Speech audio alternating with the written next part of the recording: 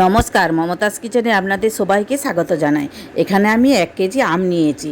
আমগুলি ভালো করে ছাড়িয়ে নেব, ছাড়িয়ে ধুয়ে নেব, ধুয়ে জল ঝরিয়ে নেব। তেল না দিয়ে যে কাঁচা আমের এত সুন্দর আচার হয়, না করলে ভাবতেই পারবেন না।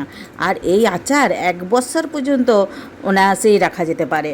আমগুলি ধুয়ে জল ঝরানো হয়ে গেছে, আমগুলো এরকম ছোট ছোট করে কেটে নেব। আর এই কাঁচা আমের আচারটি পাউরুটি, রুটি, পরোটা দিয়ে খেতে দারুণই লাগে। এইভাবে এখন আমি সব আমগুলি ছোট ছোট পিস করে কেটে নেব। আমার সব আম কাটা হয়ে গেছে, একটা পাত্রে তুলে নেব। পাত্রে তুলে নিয়ে স্বাদ মতো লবণ, আর এখানে আমি 300 গ্রাম চিনি দিয়েছি। 1 কেজি আম তো। আর লবঙ্গ 4টে, 2টো এলাচ আর একটু দারচিনি, আর একটু আমি দেব গোলমরিচ গুঁড়ো দিয়ে হাতে করে ভালো করে মেখে নেব। তারপরে কড়াইয়ে গরম করে নেব। এখানে কিন্তু আমি তেল দিচ্ছি না। রঙের জন্য অল্প হলুদ দিয়ে আলতোভাবে নাড়াচাড়া করে নিলেই হবে। এইভাবে একবার হলেও বাড়িতে বানাবেন।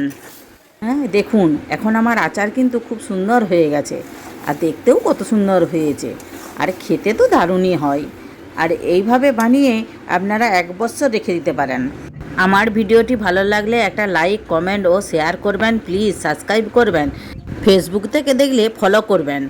আবার দেখা হবে নতুন কিছু রেসিপির ভিডিও নিয়ে। আপনারা ভালো থাকবেন। ধন্যবাদ।